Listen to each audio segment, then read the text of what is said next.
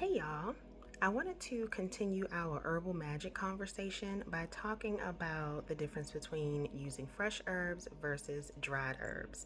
Now, this isn't a which herb is best, whether you should use fresh over dried. I will speak on what my preference is, but I do want to talk about the differences between them and what you can use them in specifically for your magic, okay?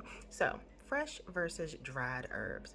So many practitioners believe that fresh herbs carry the energy of the plant, which I agree.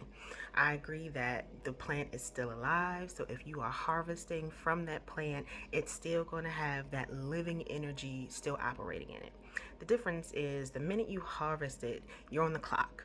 So you pretty much have a window that you can use those herbs in while they're still fresh before they start to wilt and then die, okay? So, fresh herbs and dried herbs both carry the energy of the plant. However, fresh herbs carry the living energy of that plant, and dried herbs carry the preserved energy of the plant. Fresh herbs are still full of like the moisture from that plant, the essential oils from that plant, and the active plant energy because you're harvesting it while that plant is still alive. So, how can you use fresh herbs in magic because you have a small window? So what ways can you use them in? So I'm gonna give you a quick example of a couple of ways you can use them. So in my practice, I like to use fresh herbs in things like hand washes, foot washes, floor washes, herbal baths, um, asperging. So if you don't know what asperging is, it's you can take a big bundle of some fresh herbs. You can infuse those herbs into into some water or tea, and then take that bundle, dip it in that tea mixture, and douse it on your magical tools. So you can use that to consecrate your tools. You can use that to consecrate your altar space. You can use that to consecrate yourself, cleanse and clear yourself. So you can use those fresh herbs for those purposes. So what type of magic would you use fresh herbs in? So you can use it in growth work. You could use it in prosperity work. Um, Fertility work, new beginnings, healing, abundance, anything. You really can use fresh herbs in anything. But remember, fresh herbs have a short shelf life.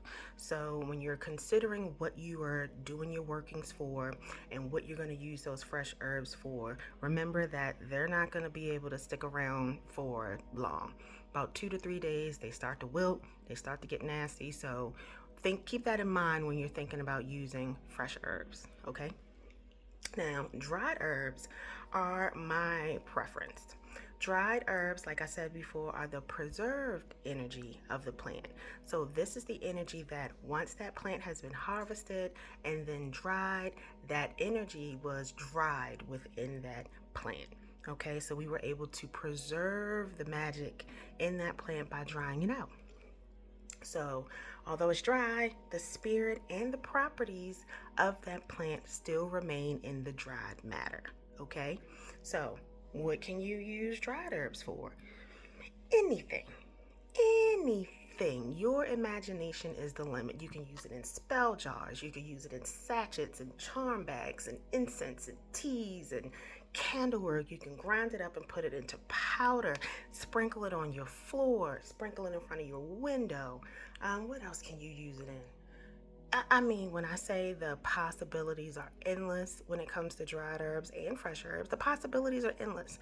The reason why I prefer dried herbs over fresh herbs is because they last. You can put them in a jar, you can label that jar, and as long as they're kept in a cool, dark, safe space, they'll last. They'll last for quite some time.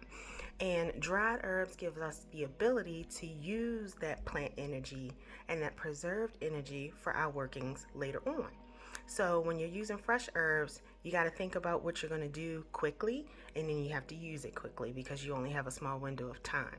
With dried herbs, because they've already been dried, they've already been preserved, they already have the energy in there, you can store them and use them for whenever you need to, whenever you have the ability to use them. So This was just a quick video. Wanted to talk about the differences between fresh or dried.